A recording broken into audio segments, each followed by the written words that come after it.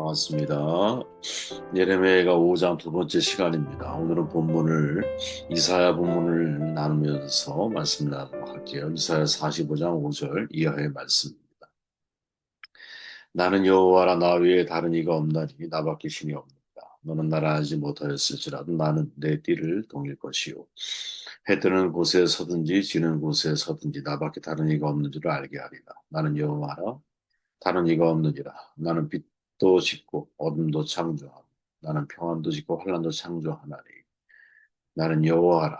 이 모든 일들을 행하는 자니라 하였노라. 15절 구원자 이스라엘의 하나님이여 진실로 주는 스스로 숨어 계시는 하나님이시니이다. 숨어 계시는 하나님을 찾으라라는 제목으로 말씀 나누도록 할게요.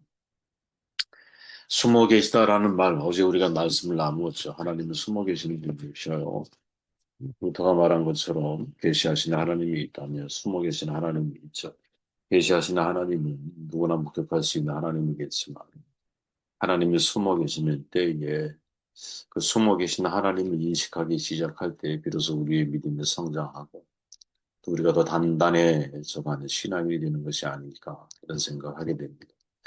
숨어 계신다라는 말, 계시지 않다라는 것이 아니에요. 우리 눈에 보이지 않는다라는 말이죠. 우리의 삶에 하나님 역사가 없는 것이 아니라 역사하시는 하나님을 우리가 인식하지 못한다라는 말이죠.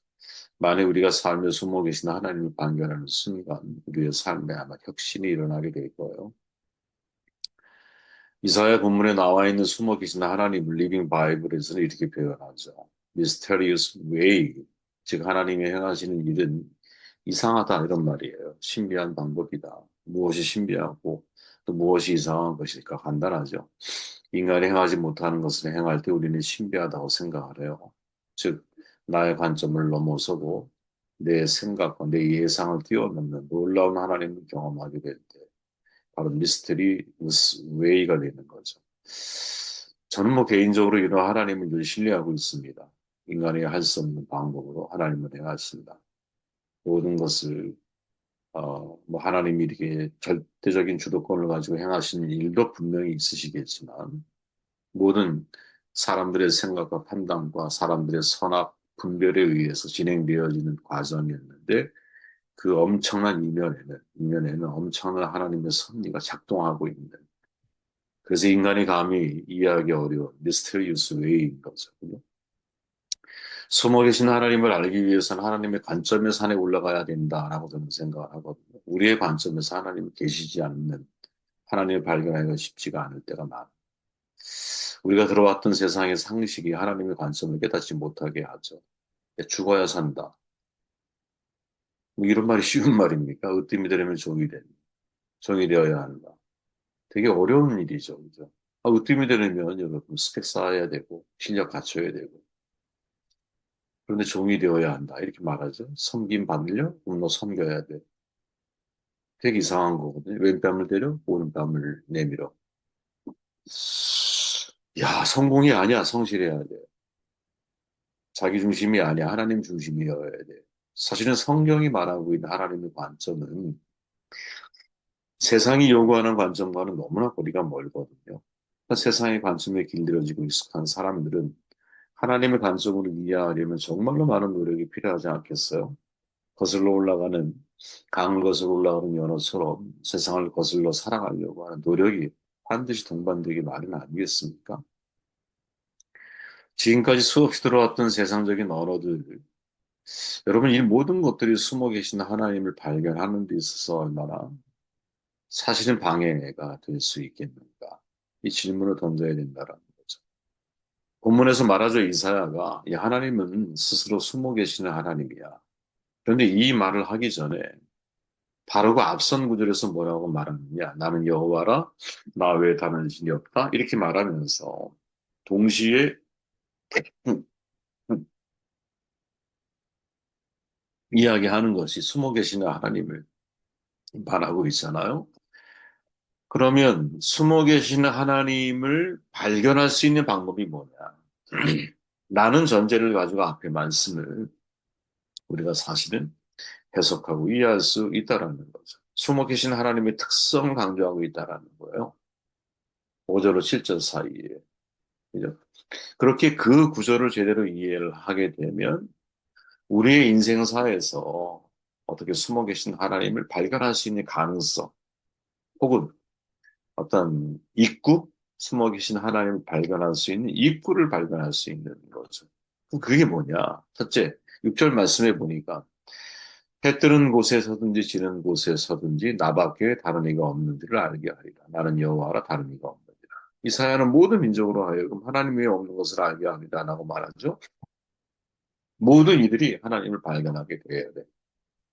그러면서 하나님은 계시지 않는 것이 아니라 어느 곳에나 계신 하나님을 우리가 찾지 못하고 있다. 이 말을 하고 있는 거죠. 해 뜨는 곳에서 또 지는 곳까지. 그거 아세요, 여러분? 세계의 모든 것은 시간은 다르지만 다 해가 뜨고 해가 지는 이 지구는 둥글잖아요. 미국의 하도 여러분, 해 뜨는 데가 있고 해 지는 곳이 있어요. 몇 시간 비행기 타고도 다 정반대편에 가도 해 뜨는 데가 있고 해 지는 데가 있어요. 어디 가나 하나님이 계신다라는 거죠. 하나님의 편재성이라고 그러잖아요. 하나님의 부재성을 극복하는 아주 유일무이한, 어떻게 보면 방법 가운데 하나가 뭐냐? 하나님의 편재성, 무소부재, 어디든 계시는 하나님이라는 사실을 내가 빨리 받아들이고 인식을 해야 된다라는 거죠. 1900년 초 중국 선교사가 세계 기독교 회의에서 고백한 말이 있어요. 나는 그곳에 하나님을 전하려고 갔으나 하나님은 이미 계셨습니다. 하나님은 이미 계셨다라는 거죠. 왜 이런 걸 느꼈을까요? 물론 거기에 대한 여러분 정확한 자료는 남아있지 않아요. 근데 이 표현 속에 굉장히 놀라운 하나님에 대한 섭리에 대한 또 하나님의 존재에 대한 신앙 고백이 담겨 있지 않을까요? 하나님이 이미 계셨습니다. 바울이 말하죠. 그런즉 너희가 알지 못하온 위하는 그것을 내가 너희에게 알게 하리라. 사람들은 여러분 알지 못하는 신에 대해서 이 칼빈의 표현을 빌리면 종교적인 씨앗이겠죠. 종교적인 씨앗. 그죠? 절대자를 향한 신앙의 씨앗들을 사람들은 가지고 있는 거죠. 이걸 가지고 있는 거야. 본문은 하나님을 스스로 가리켜서 I am the Lord라고 성경에 보면 영어 성경에 번역을 하죠. 이 세상에 많은 로드스가 있어요. 근데 하나님은 더 로드가 되는 거죠. 십계명 제1계명에 나 외에 다른 신을 두지 말라. 무슨 말입니까? 많은 신이 있지만 그 모든 것 위에 뛰어나신 분은 하나님이라는 거죠. 이때 신은 여러분 귀신이 될 수도 있고 그보다 위의 존재 사탄이 될 수도 있겠죠. 더 사탄이 만들어낸 혹은 인간의 마음의 욕망이 만들어낸 우상이 있을 수도 있겠죠. 그죠? 근데 이사야의 선언은 뭐냐? 오직 한 분이신 여호와 하나님이 해 뜨는 데부터 해 지는 데까지 어느 곳에나 계시다라는 것을 알게 하리라. 중요한 것은 우리가 믿고 안 믿고가 아니라 하나님께서 더 로드, 유일하신 하나님이 그렇게 선언하셨다라는 거죠. 주일날 잠깐 말씀드렸지만 어느 진보교단에 목사님이 인도네시아 선교지를 방문하게 됐는데 진보교단이 이성적인 신학을 공부하는 분이 있어요. 이분들의 특징은 하나님의 놀라운 어떤 나타나심, 성령의 나타나심에 대해서 사실은 지적인 차원을 강조하다 보니까 영적인 차원에 대해서 잘 받아들이지 못하는. 근데 하도 이제 사람들이 몰려오니까 억지로 손을 얹고 그들을 위해서 이제 안수 기도를 해주게 되었어요. 근데 병자가 낫더라는 거. 중요한 건 본인이 제일 놀랐다는 거죠, 본인이. 그리고 선교를 마치고 돌아와서 이렇게 고백했다 그래요. 내가 믿지 못해도 하나님이 역사하는 분이십니다. 이제 역사하시는 하나님을 믿게 되었습니다. 여러분 이거를 기억해야 됩니다. 저도 선교 현장에 가면 복음의 최전선이 목숨 걸고 복음을 선포하시고 영혼을 구원하기 위해 달려있는 어떤 그런 그런 현장에 가면 성경에 있는 사도 바울의 표현처럼 내 말과 내 전도함이 설득력 있는 지혜야말로 하지 아니하고 다만 성령에 나타나는 능력으로 하여 너희 믿음이 사람의 지혜에 있지 아니하고 다만 하나님의 능력에 있게 하려 하였노라. 성령의 나타나심과 능력으로. 근데 성령의 나타나심이 가장 강력한 장소가 어디냐? 하나님이 계시지 않을 것 같은 바로 그 현장. 정말 살벌한 죽음의 현장. 알지 못하는 신을 예배하고 있는 바로 그 현장. 바로 그곳에도 하나님이 계시다라. 바로 그곳에 계신 하나님을 만나게 될 때 그 하나님의 편재성. 내가 늘 익숙하게 예배하던 나에게 편안한 이 예배당이라고는 안락한 장소가 아니라 오히려 광야, 오히려 들판, 오히려 정말 하나님을 느끼기에 너무나 열악한 상황 가운데 처해 있는 바로 그 삶의 현장 속에 성령의 나타나심을 체험하게 되는 일들이 있는 거죠. 저는 목사잖아요. 근데 제가 전에 그런 고백을 드렸지만 목회자가 선교사의 열정을 가지고 목회를 해야 그래야 진짜 목회가 하나님께 아름답게 될 것 같다. 이런 생각이 들어요.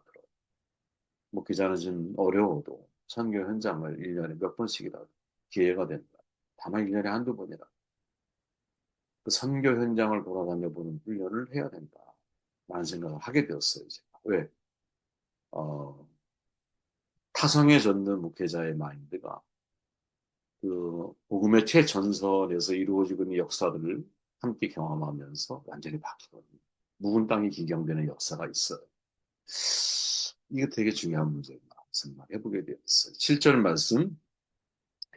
나는 빛도 짓고 어둠도 창조하며 나는 평안도 짓고 환란도 창조하나니 나는 여호와 모든 일들을 행하는 자이다 하여 우리가 흔히 하나님을 잘못 이해하는 게 뭐냐? 반쪽짜리 하나님을 진짜 하나님으로 착각하는 거죠. 하나님의 관점이 아니라 인간의 관점으로 하나님을 보기 시작하는 거예요. 인간의 관점에서는 빛과 어둠을 판단하고 평안과 환란을 규정을 해요. 그래서 우리는 빛을 좋아하고 평안을 좋아해요. 빛에 속하고 편안에 속할 때만 하나님이 계신 것처럼 이해를 해요. 여러분, 이게 우리의 신앙의, 뭐랄까요?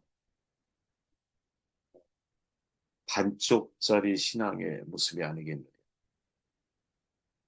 어거스틴이 여러분 유명한 고백록에서 말하잖아요. 하나님이 인간의 악도 선용하신다.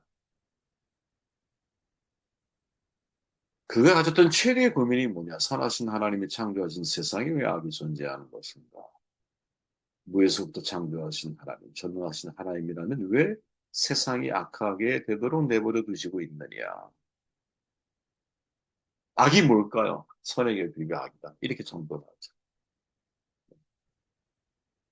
하나님이 악을 창조하신 것은 아니지만, 그죠? 하나님을 찾지 않는 바로 그것. 그것을 사람들은 악이라고 하는 어둠이라고 하는 것을 만들어낼 수밖에 없는 구조. 참 입으로 다 사실은 언어로 표현하기 어려운 말이지만 이사야는 이것을 뭐라고 말하느냐? 빛도 짓고 어둠도 창, 평안도 짓고 환란도 창. 근데 우리는 여러분 기복신앙 좋은 것만 좋은 것 속에서만 하나님이 존재하시고 함께 하신다고 우리는 생각을 하고 있기 때문에 사실은 어둠 속에서 환란 속에서 하나님을 만나고 하나님을 찾는 일이 우리에게 너무나 어려워. 이야기 하나를 소개할까요? 어떤 글인데 잔잔한 울림이 있는 글이에요. 남편이 죽었어요. 결혼한 지 2년 되지 않았어요. 교통사고로 세상을 떠난 거야. 처음에는 눈물도 나지 않았던 정신없는 가운데 장례를 치렀죠. 장례를 치러보신 건 알지만 정신이 없죠. 다 치르고 나서 그때 정말 슬픔을 마주하게 되죠. 많은 사람이 위로의 말을 건네고 그럼에도 불구하고 남편의 죽음을 인정할 수가 없는 거예요. 그래서 이 아내가 여름 첫 휴가 때 아들을 데리고 고향의 바닷가를 찾자고 하는 말을 기억해서 그 남편이 죽을 때 임신 중이었던 거예요. 그때 도대체 하나님을 이해하기가 너무 어려운 거지. 정말 원망스러웠어요. 고향에 돌아온 거야. 시아버지죠. 시아버지를 만나서 대화를 나눈. 그때 시아버지가 이렇게 말해요. 야, 오늘 일요일인데 왜 교회 가지 않니? 이제 아내가 말하죠. 며느리가 나가기 싫어요. 하더니. 왜? 하나님이 너무 원망스러워요. 야, 이렇게 예쁜 아들을 주셨는데도 그래도 원망스러워요. 말을 잊지 못하고 눈물을 글썽이니까 시아버지가 마당 앞 꽃밭으로 데리고 가죠. 꽃밭에서 장미, 달리야, 채소나 도라지 꽃 아주 이쁘게 피어 있었어. 야, 네가 꺾고 싶은 꽃 하나만 꺾어봐. 이렇게 말했다는 거죠. 그러자 제일 예쁘게 핀 장미꽃 한 송이를 꺾었대요. 그들이 시아버지가 하는 말이 내 그럴 줄 알았다. 우리 정원 꽃 중에서 가장 아름다운 꽃을 꺾고 꽃병에 꽂듯이 하나님도 가장 아름다운 인간을 먼저 꺾고 천국을 장식한다는 거. 슬퍼하지 마. 이게 사실은 뭐 흔하게 우리가 만날 수 있는 그런 글이고 제 주변에도 뭐 저도 역시 마찬가지 경험할 수 있는 얼마든지 일들인데 이게 잔잔하게 마음속에 울리죠. 저는 그런 거예요. 하나님이 원망스러워요라고 하는 이 아내의 말이 하나님이 진짜 원망스러거든요. 그런데 어, 아버지는 원망스럽지 않았을까요? 그죠? 뭐 누가 누구를 위로해? 실은 어떻게 보면. 그런데 서로가 서로를 위로하고 있는 이 모습 속에서도 마음에 이렇게 힘을 얻는다면 동시에 어, 그런 거죠. 시아버지가 하는 말 속에서 하나님에 대한 이해를 경험을 하게 되는 하나님에 대한 가장 아름다운 인간을 먼저 꺾어서 천국을 장식하는